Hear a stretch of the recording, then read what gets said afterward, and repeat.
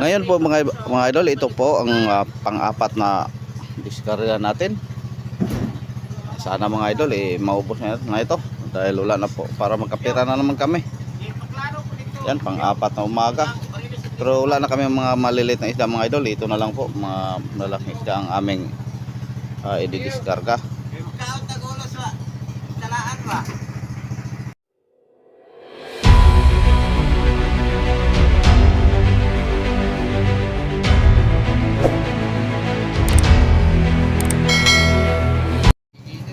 Ayun, ang oras natin mga idol, alas 3:30 po ng madalang araw o umaga.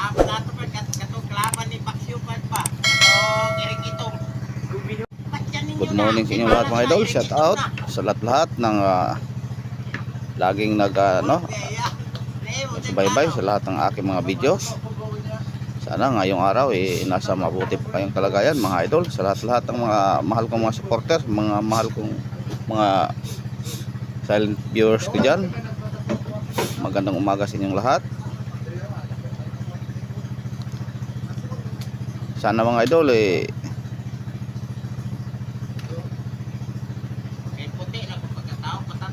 ngayong pang-apat na diskarga natin taas naman tayo ng presyo dahil pang-apat na araw na po namin nagdiskarga medyo bagsak ang presyo mga idol. Dito lang tayo nag-update mga idol sa Motherboard dahil ando na si Bali lang doon sa Tarima. Kapon mga idol ang presyo ng ating aming mga malasuki o Blue Marlin 220 to 210 at mayroong 200 din. Tapos yung na-reject 180. Tapos yung yellow pintuna naman natin 170 to maabot din ng 150. Sana ngayong mga araw mga idol tataas pa. Dahil kahapon marami po kaming nakalaban na mga maliliit na bangka. Siyempre maliliit na bangka masariwang kanilang huli kay sa amin. Dahil sa amin 2 linggo sa laot. Sa kanila 5 araw lang. Yung tinatawag namin na balik-balik ng mga bangka, yan ang nakalaban namin. Kaya kahapon konti lang ang nabagsak namin. 25 lang po ang diskarga.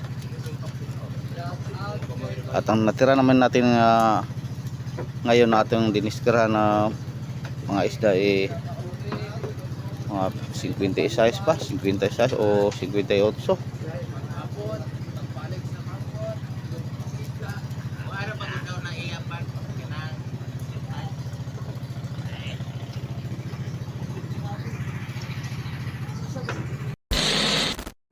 At ngayon po mga idol kakatapos lang namin sa linis sa pagdiskarga kanina. Pang-apat na diskarga namin. Pero mga idol hindi pa rin natapos. Nako, mayroon pang natirang mga 20 piraso. Dahil nabutan na po kami ng mga kaibigan natin na dumaong. Ayan yan po ang kasabay namin kanina mga idol. Taga Dinahican, kababayan po ni Idol Romsil TV, King Mark. Yan po mga idol ang nakarating doon sa area ng aming pinuntahan. Yan, kasama po namin yan sa area. At sa Sinta kanilang pirasong kanilang huli na malalaking isda. Iwan ko sa mga maliliit. Kung malaki sana ang pambot ni Idol Romsil TV mga idol, kung katulad yan sa King Mark, siguro makarating siya doon sa aming area, yung pinuntahan, dahil doon kasama namin siya doon. At nakahuli sila ng medyo marami din ang huli nila sa Sinta Plus. Ano po, bukas na naman mga idol. Sana bukas 20 piraso na lang maubos na mga idol para magkapira naman kami. Matagal na, pang 5 diskarga bukas, mamayang madaling araw.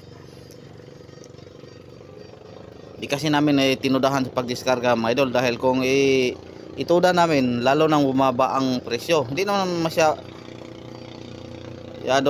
mura ang aming mga kabuhayan dahil ang presyo ng aming isda. Dahil kung mamonitor ka sa ibang lugar mas mura pa sa kanila doon sa Cebu o sa ibang ano, lugar.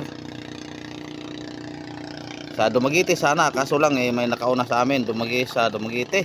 Kaya dito na lang kami, tiniis na lang namin mga idol kahit natagalan kami. Yeah. Maraming salamat mga idol. Bukas naman, maya madaling araw, i-update natin.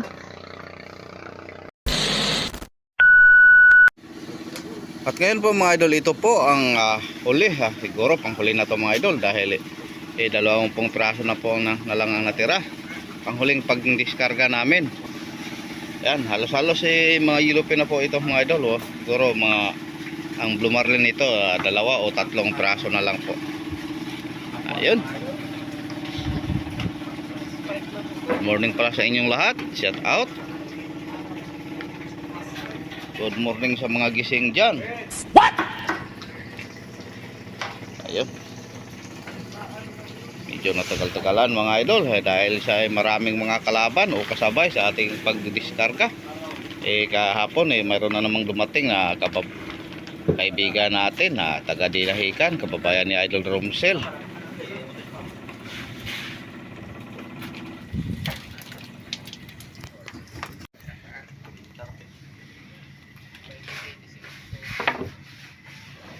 Yan, shout out kay Leonard Diaz na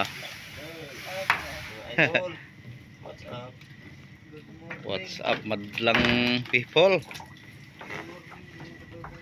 Hindi lang tayo andar ng generator dahil kakunti na lang itong i-diskarga natin mga idol. Dali lang po ito, mga 2 oras siguro.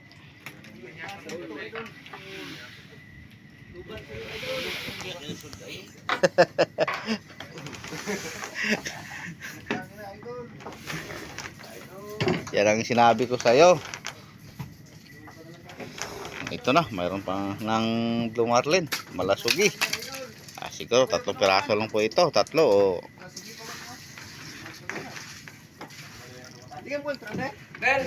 a few moments later. ang oras pala natin mga idol, alas 3:52 ng umaga. Ito, bumaba tayo mga idol para maka-update lang tayo dito sa Rima. Dahil ito na po ang huling bagsak ng aming mga isda. Kaya ako bumaba. Ayan. So, siguro mga last trip na yung nakarga ng karo.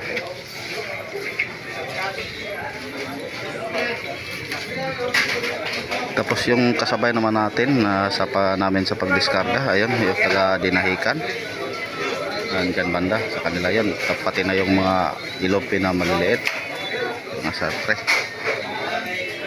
Itong sa amin mga idol.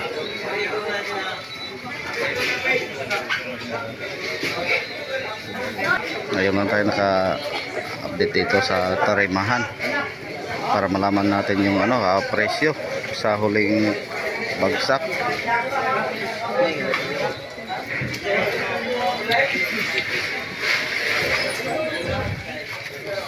Yan, parang isang lasugin na lang po ang natira natin, tapos isang liplipan.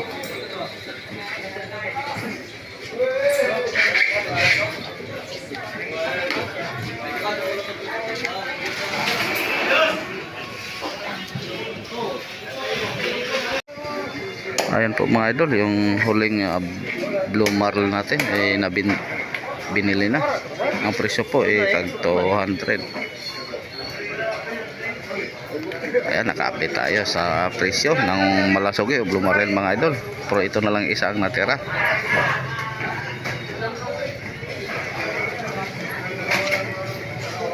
Ayan, kinuna na po ng ulo para titimbangin.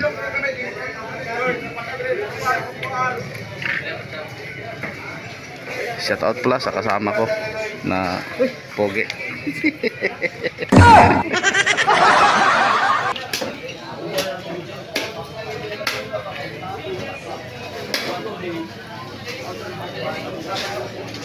Ba, siguro dito. Wala na nga. Tanggalay na baka kaya nagkapulok.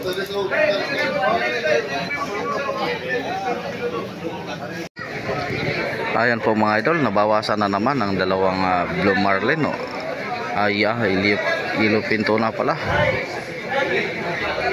Yan sa 14 na display natin, na huling display natin, apat na po ang nabinta. Yan, ito na lang po ang natira. 11.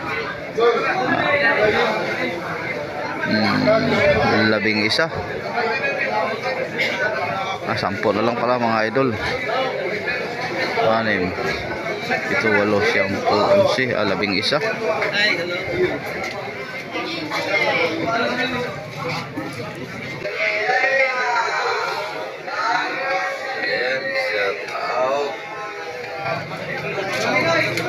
Ito pala si Idol Linlin mga idol. Siya palagi-laging nagtatap ng aming mga isda na maliliit kung mayroon kaming madiskarga na maliliit. Ayan po mga idol, nagtawaran na sila. Tapos doon naman banda sa kanan natin sa mga kasabay natin na idol natin taga Dinaykan. Hindi na lang, masaya mo kuha. Disiti na kuha tagya. Masaya mo kuha. Lalaw yan. Masaya mo kuha, disiti na, lalaw yan. Binigyan na po ni Buddy ng 17, 170 yung yellow pintuna na lawihan mga idol.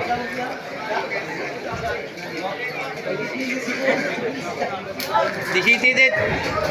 Ayan, kuna na naman ang isa.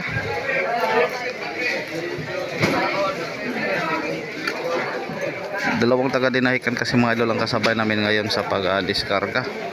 May bagong dumating na yung kababayan ni Idol Romsel, yung Helen Ono.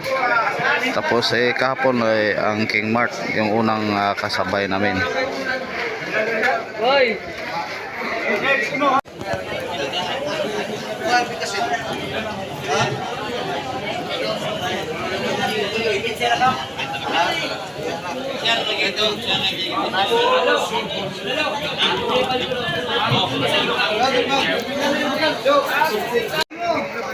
Ayan po mga idol, may isang natimbang naman tayo.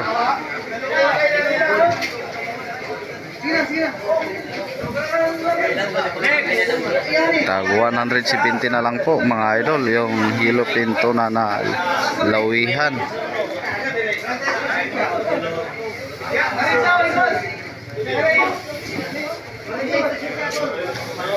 Yun, siyam na lang po ang natira sa yellow pintuna natin.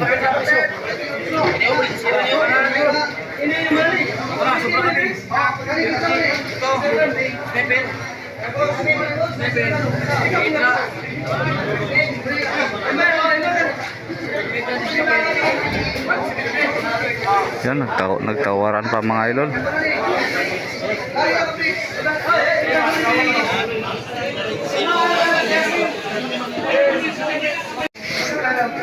Yung bigay pala mga idol, yung laki mata medyo mababa ang presyo, 15 na lang, 150 na lang po.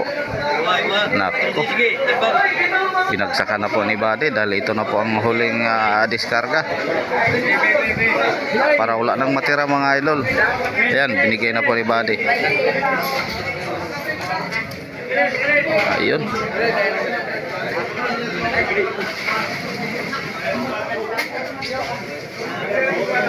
Walo na lang po ang yellow pintuna, tapos may isang liplipan tayo at dalawang rompe. Ito naman sa mga kaibigan natin wala pa. Siyempre dahil medyo sariwa pa sa kanila, kanilang hindi nila binagsakan. Sa amin talagang binigay na lang po ni Buddy para lang maubos itong mga idol.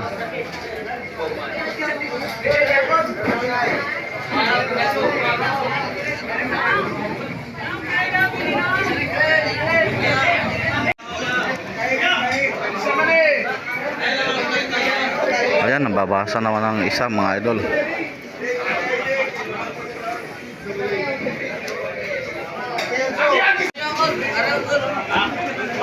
Ayun, kuha na naman mga idol. Nakuna na naman.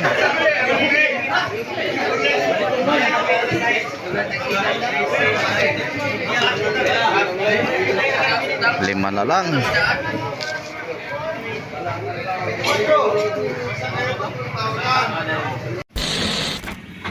At ngayon mga idol, natapos rin ang aming pagdiskarga. Nako, 5 araw ng aming pagdiskarga mga idol sa aming mga isda.